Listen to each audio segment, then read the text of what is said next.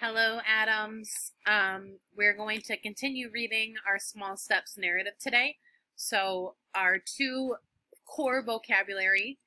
The first one is jubilantly, and this is an adverb, and this means joyfully. Remember, an adverb describes a verb. So, if you do something jubilantly, you're doing it joyfully.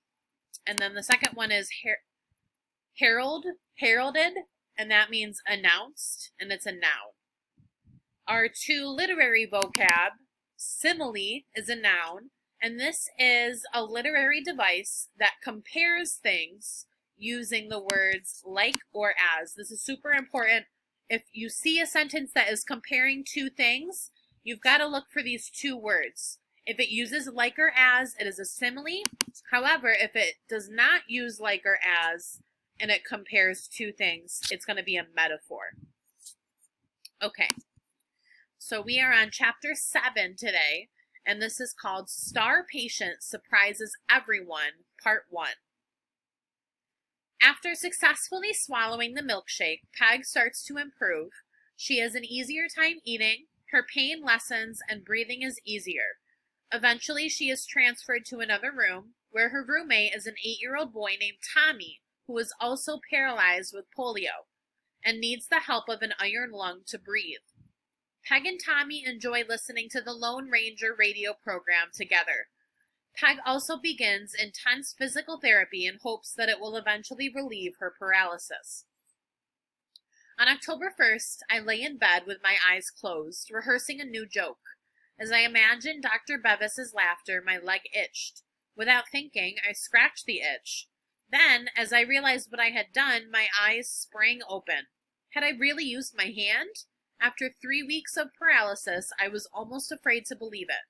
For fear I had dreamed or imagined the movement, holding my breath, I tried again. The fingers on my left hand moved back and forth. "I can move my hand," I yelled. 2 nurses rushed into the room. "Look, I can move my left hand." I wiggled my fingers jubilantly. "Get Dr. Bevis," said one of the nurses. She smiled at me as the other nurses hurried out of the room. "Can she really do it?" asked Tommy. "Can she move her hand?" "Yes," the nurse said. "Her fingers are moving." "Hooray!" shrieked Tommy. "The Lone Ranger rides again." Dr. Bevis came bounding in. "What is all this shouting about?" Feeling triumphant, I moved my fingers. "Try to turn your hand over," he said. I tried. The hand didn't go all the way, but it moved. It definitely moved. It was Christmas and my birthday and the 4th of July all at the same time. I could move my hand. Dr. Bevis turned my hand palm up. "Try to bend your arm," he said. My hand lifted an inch or so off the bed before it dropped back down. "What about the other hand?" he asked. "Is there any movement in your right hand?" To my complete astonishment, my right hand moved too.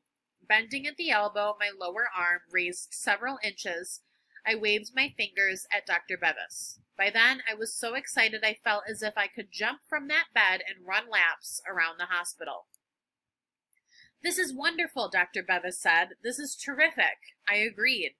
"When your mother makes her daily phone call," Dr. Bevis said, "she is going to be thrilled." In the next few days, I improved rapidly. Soon I could use both hands, then my arms. I was able to sit up, starting with 2 minutes and working up to a half hour. Movement returned to my legs, too. My arms were still extremely weak, but I learned to feed myself again, which did wonders for both my attitude and my appetite. I was no longer totally helpless. With my bed cranked up, I could balance a book on my stomach and turn the pages myself. I had always liked to read, and now books provided hours of entertainment. The hospital had a small library. Day after day, I lost myself in books. I began reading aloud to Tommy. I quit only when my voice got hoarse, but even then he always begged me to read just one more page. I preferred reading silently because it was faster, but I felt sorry for Tommy, who was still stuck in the iron lung, unable to hold a book. I was clearly getting better. He was not. Each day I read to him until my voice gave out. Dr. Bevis continued to praise and encourage me. Mrs. Crabb bragged about my progress. The nurses called me their star patient.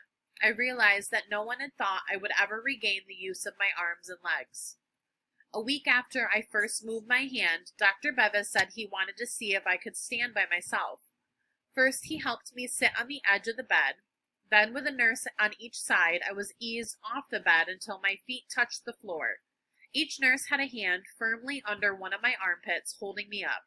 Lock your knees, Dr. Bevis instructed. Stand straight up. I tried to do as he said.